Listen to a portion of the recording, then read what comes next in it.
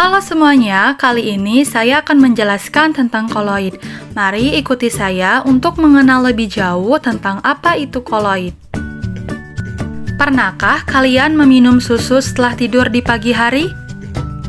Susu terlihat bercampur homogen, akan tetapi jika dilihat dalam mikroskop ultra, susu adalah heterogen.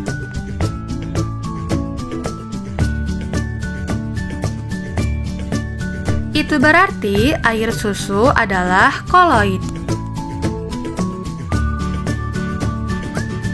Koloid adalah suatu bentuk campuran yang keadaannya antara larutan dan suspensi.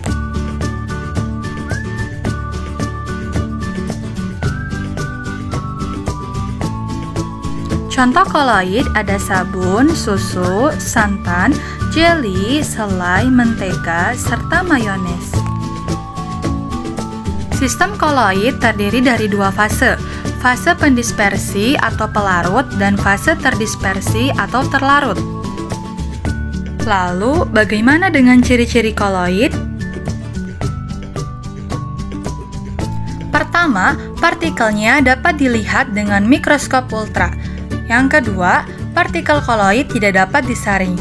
Dan yang ketiga, partikel berdimensi antara 1 hingga 100 nm. Kemudian, apa saja jenis-jenis koloid? Pertama, emulsi. Emulsi terbentuk dari fase terdispersi yang berupa cairan dan fase pendispersinya berupa cairan. Contohnya, susu dan santan. Lalu, emulsi padat terbentuk dari fase terdispersi yang berupa cairan dan fase pendispersinya berupa padatan. Contohnya, keju dan agar-agar. Yang kedua, sol. Sol terbentuk dari fase terdispersi yang berupa padatan dan fase pendispersinya yaitu berupa cairan. Contohnya, cat dan tinta. Sol padat terbentuk dari fase terdispersi yang berupa padatan dan fase pendispersinya berupa padatan. Contohnya, gelas berwarna dan intan hitam. Yang ketiga, buih. Buih terbentuk dari fase terdispersi yang berupa gas dan fase pendispersinya yang berupa cairan. Contohnya, buih sabun dan krim kocok. Dan buih padat terbentuk dari fase terdispersi yang berupa gas dan fase pendispersinya yang berupa padatan. Contohnya, batu apung dan karet busa. Jenis koloid yang keempat adalah aerosol. Aerosol padat terbentuk dari fase terdispersi yang berupa padatan dan fase pendispersinya berupa gas. Contohnya, debu dan asap. Lalu, aerosol cair terbentuk dari fase terdispersi yang berupa cairan dan fase pendispersinya berupa gas. Contohnya pada awan dan kabut. Sekarang saya akan menjelaskan tentang sifat-sifat koloid. Yang pertama, efek Tyndall. Efek Tyndall adalah efek penghamburan cahaya oleh partikel koloid.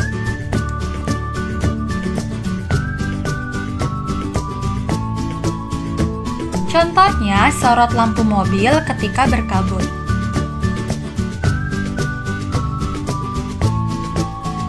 Yang kedua adalah gerak Brown. Gerak Brown adalah gerak acak zigzag partikel koloid yang disebabkan oleh tumbukan tak setimbang antara partikel terdispersi dengan pendispersi. Contohnya, pergerakan debu dalam ruangan. Yang ketiga, elektroforesis. Elektroforesis adalah sifat partikel koloid yang dapat bergerak dalam medan listrik karena adanya muatan yang terkandung di dalam partikel koloid. Contohnya, identifikasi DNA. Yang keempat adalah adsorpsi. Adsorpsi adalah permukaan partikel-partikel koloid yang bisa menarik partikel-partikel yang bermuatan listrik di sekitarnya. Sifat koloid yang kelima adalah koagulasi. Koagulasi atau penggumpalan yaitu peristiwa pengendapan dari partikel koloid karena adanya pemanasan, penambahan koloid atau elektrolit, sehingga zat tidak stabil.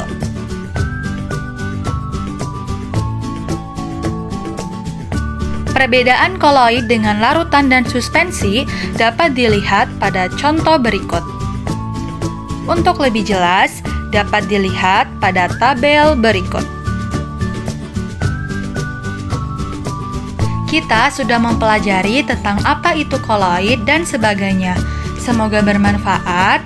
Terima kasih dan sampai jumpa di video selanjutnya. Bye-bye.